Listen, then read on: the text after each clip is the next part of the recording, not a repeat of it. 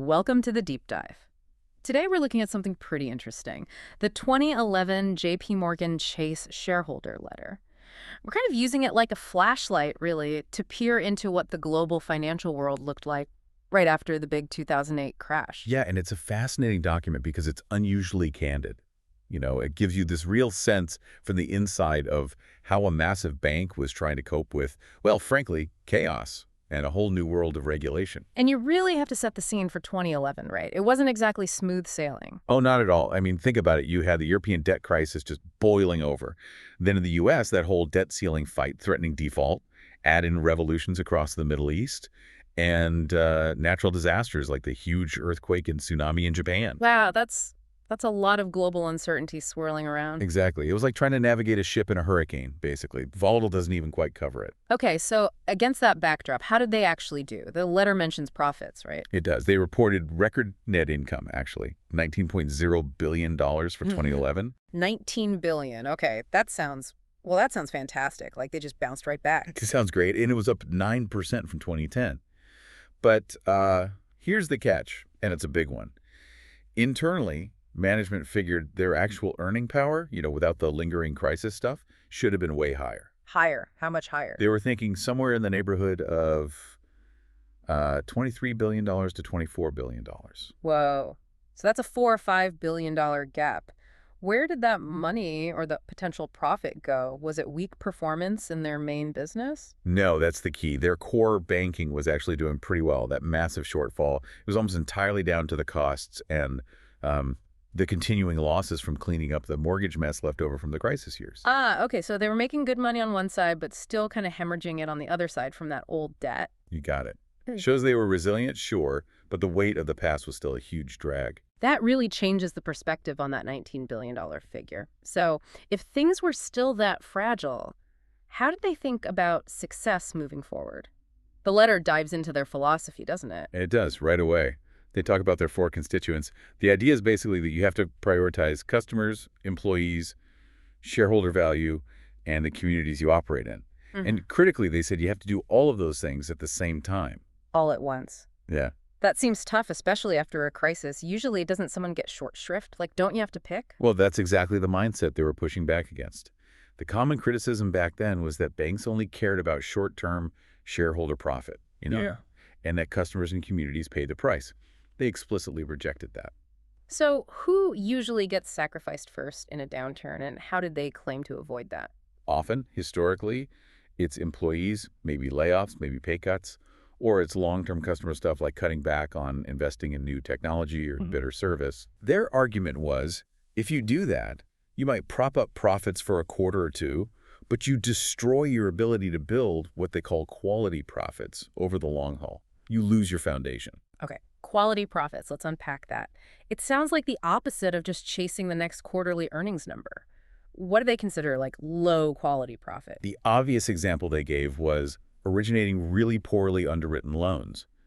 Loans that make money today but are almost guaranteed to blow up later. That's classic low-quality revenue. Makes sense. Did they talk about costs, too? Cutting costs is usually the first move in tough times. They did, but they made a really interesting distinction. They talked about waste cutting versus just blind expense cutting. Okay, what's the difference there? Waste cutting is about getting rid of bureaucracy, pointless reports, inefficient processes, stuff that doesn't add value. They were all for that. Yeah. But they argued against just slashing expenses across the board, especially things like investing in technology or training their people or marketing. Because those are future investments. Exactly. Cutting those, in their view, was eating the seed corn. It damages the long-term health of the company just to make the next quarter look a bit better. That's a hard line to hold when profits are under pressure, though. But they mentioned communities, too, as one of the four constituents. Did they back that up with actions? Yeah, they provided some specifics even for 2011. Like $200 million contributed directly to community groups. Employees apparently logged almost 375,000 volunteer hours. That's quite a bit of time. It is. And they mentioned a specific project, too, a $10 million commitment to a joint initiative with Brookings on global cities. So it wasn't just talk. They were putting money into community infrastructure and stability, even then. Okay, so this philosophy emphasizes long-term investment. How did that translate into their actual financial activity in 2011? Were they putting capital out there into an economy that was still pretty shaky. The scale was huge. In just that 1 year, 2011, they raised capital or provided credit worth over $1.8 trillion. Wow, $1.8 trillion. That's a massive amount of money flowing through. It really is. And one number that jumped out, especially given all the political talk about Main Street back then, was their lending to U.S. small businesses. Yeah. They provided over $17 billion. $17 billion to small businesses. How did that compare to before? That was actually up 52% from the year before. A huge jump. Okay, a 52% increase is definitely putting your money where your mouth is regarding supporting small business. But the letter then does something interesting, right? It kind of challenges the idea that only small businesses create jobs. Yeah, this part is really fascinating. They dive into the data. They fully acknowledge, look, the vast majority of businesses in the U.S., like 27 million of them, all but maybe 17,000 are small. And yes, they account for almost half the private sector jobs, about 56 million people. So they agree small business is critical. Absolutely critical. But then they say, hold on, it's too simple to just say small business is the only engine of job growth.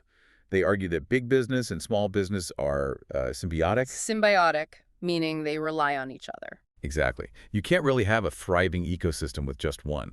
Those 17,000 or so large firms, they play a specific, vital role. Which is what do the big firms do that small ones generally don't? Well, according to the letter, they are the primary drivers of innovation and productivity gains.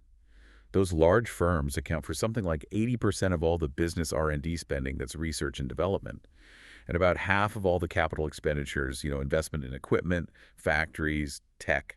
So they drive the big innovations and build the major infrastructure. Right. And that innovation, those supply chains, the distribution networks, that creates the space and opportunities for small businesses to plug into as suppliers, as service providers, they feed off each other.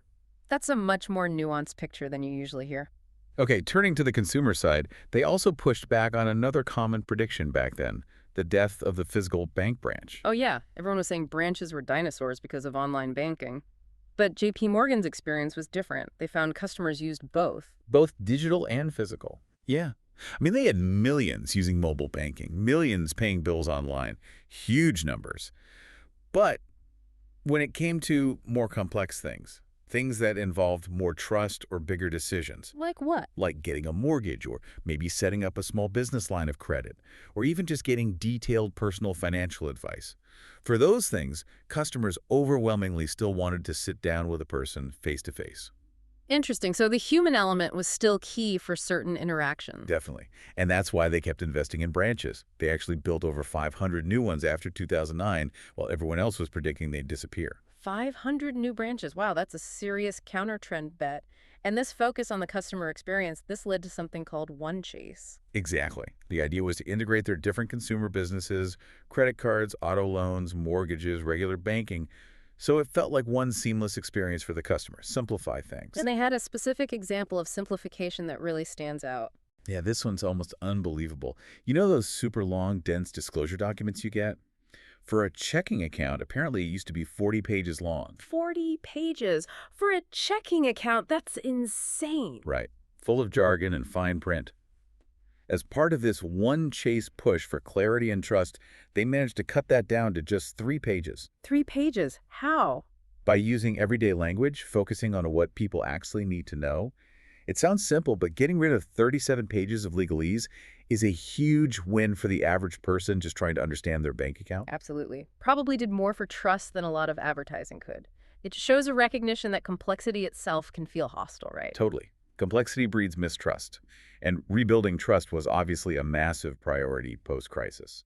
Okay, now let's shift gears to probably the biggest source of tension in that period, regulation. The letter talks about the sheer scale of the regulatory changes hitting them. Yeah. The numbers are just staggering. They estimated they were facing something like 13,000 new regulatory requirements. 14,000. 14,000. And this is years after Dodd-Frank passed, but they noted that out of the 400 main rules required by that law, about 300 were still not finalized. Still incomplete. Years later. Wow. Yeah. And the cost of just trying to comply with all this new stuff, they projected it would cost them close to $3 billion over the next few years. And get this, it required hiring or dedicating around 3,000 full-time employees just for compliance work. 3,000 people. just for regulation. Yeah. That's like a whole separate company within the bank. That resource has to come from somewhere, right? Money and people who could have been doing something else, like developing new products. Absolutely. That's a huge diversion of resources away from potential growth or innovation purely into managing compliance. Mhm. And this is where their critique really sharpened.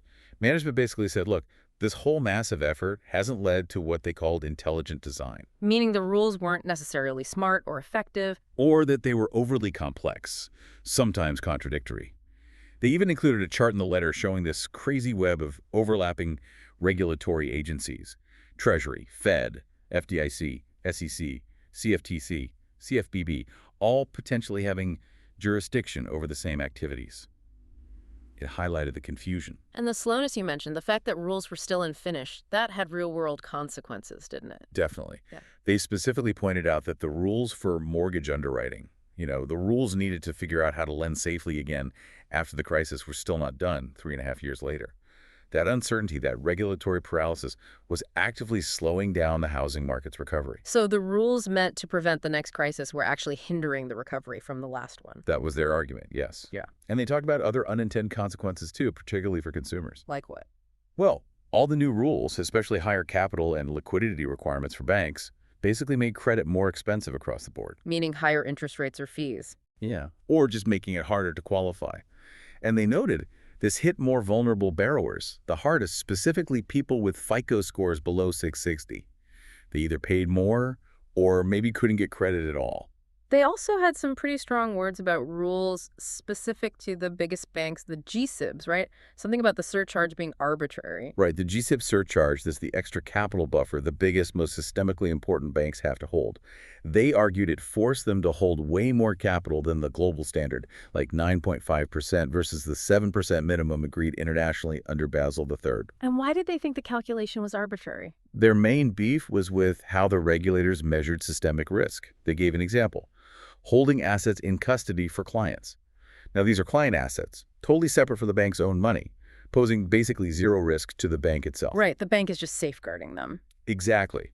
But under the GSIB rules, the sheer size of those custody assets actually counted against the bank, increasing its perceived risk score and forcing it to hold more capital. Wait, so they were penalized for doing something inherently safe, holding client assets securely? That does seem backward. That was their point. It felt arbitrary because it wasn't measuring actual risk in that case. It was just penalizing size and diversification, even for safe activities. Okay, let's move to the really painful part.